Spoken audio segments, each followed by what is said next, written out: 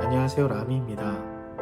오늘은 제가 작년에 다녀왔던 필리핀 어학연수에 대해서 이야기를 해보려고 해요. 저는 마흔을 앞둔 39살에 필리핀 바기오로 어학연수를 다녀왔습니다. 이번 이야기에는 어떤 계기로 영어 어학연수를 결심하게 되었는지, 그리고 필리핀에서의 경험과 성장, 어학연수 경험에 대한 이야기를 나눠보려고 합니다. 영어 어학연수에 대한 생각은 꾸준히 있었어요. 다만 회사를 다니고 있기 때문에 쉽게 결정을 할 수는 없었습니다. 어학연수를 다녀오려면 휴직을 신청하고 다녀와야 되는데 그러다 보니 눈치가 많이 보이더라고요. 무엇보다 휴직을 신청하게 되면 월급을 받을 수가 없어서 생활에 대한 문제가 생기다 보니 그 결정이 쉽진 않았습니다. 그리고 퇴사를 하고 가기에는 너무 막장으로 가는 것 같아서 그럴 순 없잖아요.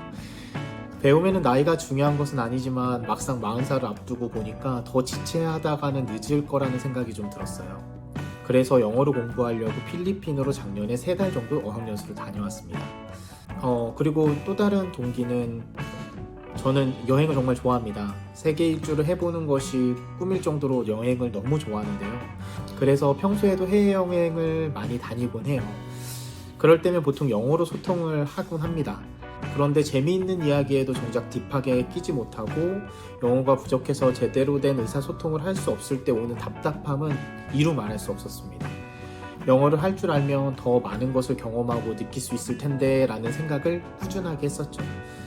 그리고 마지막 이유는 제가 하는 일하고도 관련이 있는데요. 저는 미국 출장이 많은 편입니다. 그러다 보니까 영어에 대한 필요성은 막연한 결심이 아니라 피부로 느끼고 있었습니다. 그런데 회사에서 받을 수 있는 지원은 영어 학습에 대한 지원뿐이었어요. 어학연수 같은 지원은 사실 없었습니다. 그래서 필요를 느꼈을 때부터 조금씩 돈을 모았습니다. 어학연수를 위해서 말이죠.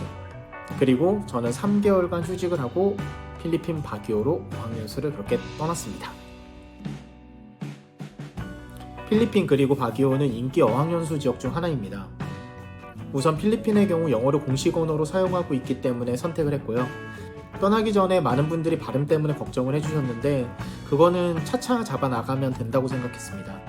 영어 발음은 영어권 국가가 아니고서야 다 차이가 있다고 생각을 하거든요. 심지어 저는 과거에 호주 워킹홀리데이 할 때 하고 미국 출장에서 접하는 영어가 표현 차이도 그렇고 발음 차이도 분명하게 다르다고 느꼈습니다. 그래서 발음보다는 문법이나 대화 실력을 늘리는 데 더 집중하고 싶었죠.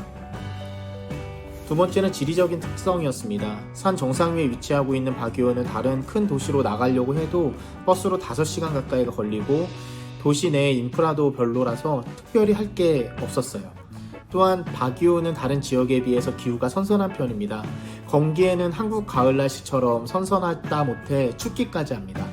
공부하기에는 최적의 장소가 아닌가 싶었어요. 놀거리가 없다 보니 딴 데로 눈 돌릴 일도 적고 인터넷도 느리고 교통 인프라도 별로라서 돌아다니는 것보다는 숙소 내에서 차라리 공부하는 게 더 낫겠더라고요. 근데 다만 제 경우에는 그냥 쉬는 데 더 집중했던 것 같습니다. 세 번째는 비용 측면을 무시할 수 없었습니다. 영어 어학연수를 위해 꾸준하게 돈을 모은다고는 했지만 미국이나 영국으로 어학연수 하기에는 턱없이 부족한 돈이었어요. 상대적으로 필리핀은 많이 저렴했습니다. 그리고 특히 바기오는 필리핀 다른 지역에 비해서도 상대적으로 경제적이었어요. 경제적인 부담은 다른 어학연수 지역에 비해서 적다는 것은 모두 잘 아실 것 같아요. 그리고 공부를 하드하게 시킨다는 경향이 있습니다. 어학연수 프로그램 이름마저 스파르타예요.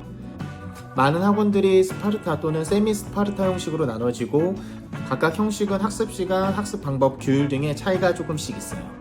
그리고 자율성이 강조되기보다는 학습 목표에 집중이 되어 있다 보니까 학습 성과는 뚜렷하게 나타나죠. 그래서인지 중고등학생들이 많더라고요. 그리고 수업량이 많다는 장점이 있습니다.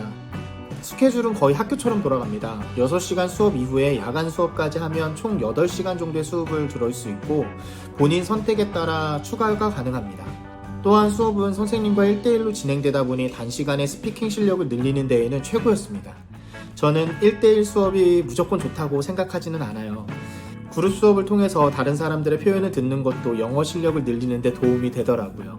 그런데 이런 점을 보완이라도 하듯이 그룹 수업은 수업 이후에 선택할 수 있게 되어 있었어요. 저는 이 수업이 너무 좋아서 매일 들었습니다. 제 경우 스파르타 형식은 잘 맞지 않습니다. 세미 스파르타 역시 마찬가지고요. 저는 함께 이야기하고 토론하는 방법들을 더 좋아하는 편이에요. 그런데 이 부분이 많지 않아서 좀 아쉬웠습니다. 아침부터 저녁까지 수업 스케줄로 가득 차 있다 보니까 다른 활동들은 거의 할 수 없었고요. 나이 때문인지 지치더라고요. 10대 때처럼 학교 수업 끝나고 액티비티한 활동을 할 수 있는 체력은 저한텐 없었습니다. 두 번째로는 치안에 대한 불안감이 있었습니다. 어딜 가든지 항상 긴장을 해야 되고 인파가 몰리는 곳에서는 소매치기도 조심해야 하고요. 거기에 총이 허용되는 나라이기 때문에 불안감은 더 컸었습니다. 바기오는 다른 필리핀 지역에 비해 치안이 높은 편이라고 하는데 불안함은 떨칠 수 없었어요. 세 번째로 아쉬웠던 거는 잦은 태풍과 태풍으로 인한 정전이었습니다. 태풍이 정말 자주 왔습니다. 9월에는 거의 매일 비가 올 정도로 돌풍을 동반한 태풍이 왔고요. 바람 때문에 밖을 나가기도 쉽지 않았습니다. 태풍으로 인해 정전이 발생하는 경우도 정말 많았는데 평소 전력 사정이 안 좋아서 정전이 잦은 편임에도 불구하고 태풍이 왔을 때는 복구가 어려울 정도로 정전이 심했어요.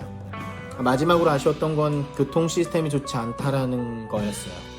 어딜 가려고 해도 참 불편했어요. 택시가 잘 잡히지도 않고요.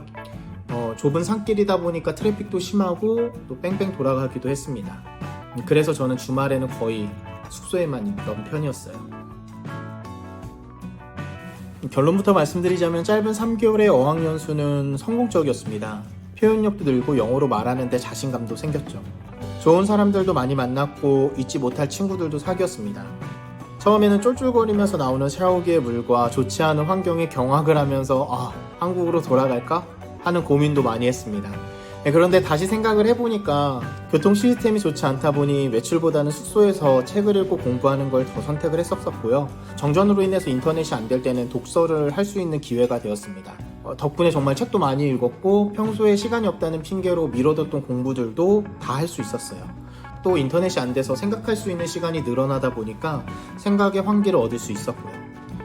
저는 40전 그러니까 39에 어학연수를 떠난다는 말을 어디에도 쉽게 할 수 없을 정도로 가기 전에 정말 창피했습니다. 하지만 막상 도착해보니까 다양한 국가에서 온 친구들과 다양한 생각들을 가진 사람들, 그리고 무엇보다 저보다 나이가 많으신 분들도 정말 많았습니다. 인생의 목표를 위해서 공부하는 그분들의 모습을 보면서 정말 많은 것을 배웠죠. 동기부여도 정말 많이 됐습니다. 지금 돌아와서는 늦었다고 생각이 드는 늦지 않은 나이에 새로운 도전과 출발을 다시 준비해 보려고 합니다. 부족한 것이 있으면 채우고 모르는 것이 있으면 배워나가면 되니까요. 중요한 거는 제가 가고자 하는 방향에 대한 무언가를 꾸준하게 하는 것 아닐까요? 오늘은 제가 다녀온 필리핀 어학연수에 대해 이야기를 해봤는데요. 필리핀 어학연수는 저에게 큰 성장과 경험을 안겨준 소중한 시간이었습니다. 어학연수를 결심한 계기부터 필리핀 바기오에서의 경험, 그리고 얻은 성과까지 모든 것이 저의 삶에 긍정적인 변화를 가져다 주었습니다.